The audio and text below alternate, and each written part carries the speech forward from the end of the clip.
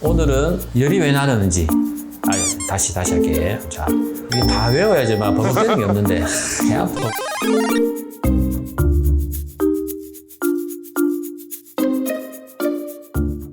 안녕하십니까. 열혈 의사, 발열 전문의 유성열 내과 유성열 원장입니다.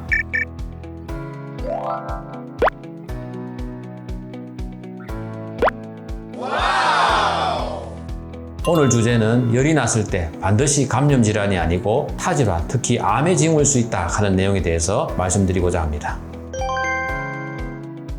O도 아니고 X도 아닌 세모입니다. 일반적으로 발열이라고 하는 것은 아침에 37도 3부, 오후에는 37도 8부를 발열로 정의합니다. 열이라 하는 것은 특정 시간, 연령, 측정 부위에 따라서 다릅니다. 그래서 일반적으로는 11세 미만의 소아에서 기초 체온이 높고요. 측정 시간은 주로 4시에서 6시 사이에 가장 낮고 오후 6시에서 8시에 가장 높은 것으로 되어 있습니다. 또 측정 부위에 따라서는 항문 체온이 가장 정확한데요. 측정의 불편함 때문에 구강이나 겨드랑이, 고막 측정을 합니다.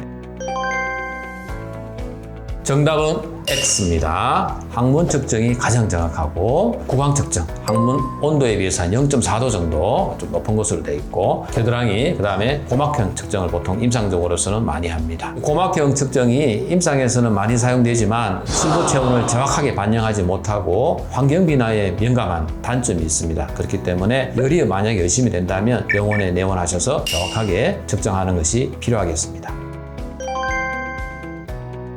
정답은 X입니다. 열이 난다고 해서 반드시 해열제를 복용해서 열을 떨주는 것이 중요하지가 않습니다.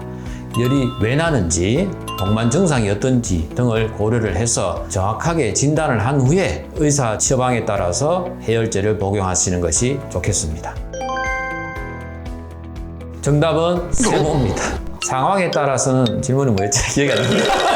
아주 오랜만에 하기로 긴장되네.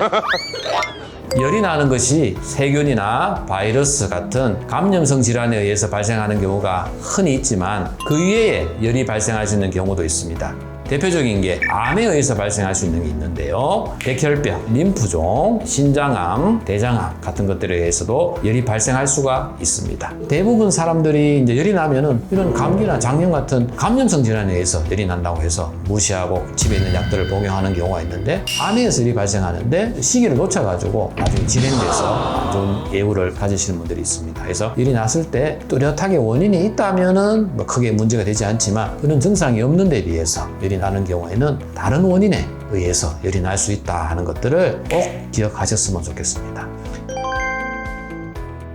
3개월 전에 내원한 환자분이신데요. 인후통, 기침, 발열 주소로 내원했습니다. 당연히 이제 환자분하고 환자 보호자분들은 감기라고 생각해서 내원하셨는데 기본적으로 이분이 췌장암이나 다른 암을 갖고 계시는 분이었습니다. 그래서 2차 부위 암이 발생한 것으로 생각을 해서 편도선 조직 검사를 보내드렸습니다. 편도선 조직 검사 후에 림프종이 진단된 경우가 있어서 그분은 항암 치료도 하고 좋아져서 고맙다고 말씀도 하시고 만족감도 보여주신 분이 있습니다. 열이 났을 때 이제 병원에 유성열 내과에 내원하시게 되면은 철저하게 병력 청취를 합니다. 두 번째는 신체 검사가 중요합니다. 경부나 피부, 흉부, 가슴, 관절 이런 데 철저하게 신체적 검사를 하고 병력 청취와 신체적인 검사에서 뚜렷한 원인이 있으면 검사가 필요하지 않습니다. 병력 청취와 신체적인 검사에서도 불구하고 원인이 나타나지 않을 때에는 보통 혈액 검사나 배양 검사 같은 것들을 합니다.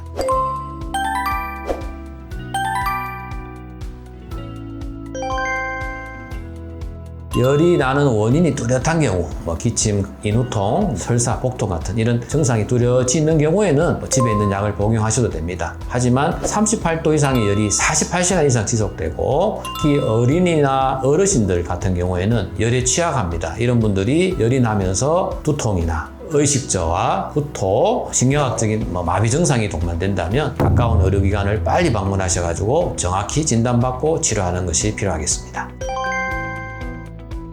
열이 나서 오한이 들고 하는 경우에는 집에 온도를 올려서 이불 덮고 해서 체온을 유지하는 것이 중요하고 열이 나게 되면 기본적으로 탈수 증상이 있고 이런 경우에는 이온 음료 같은 것들을 복용하시는 것도 필요하겠습니다.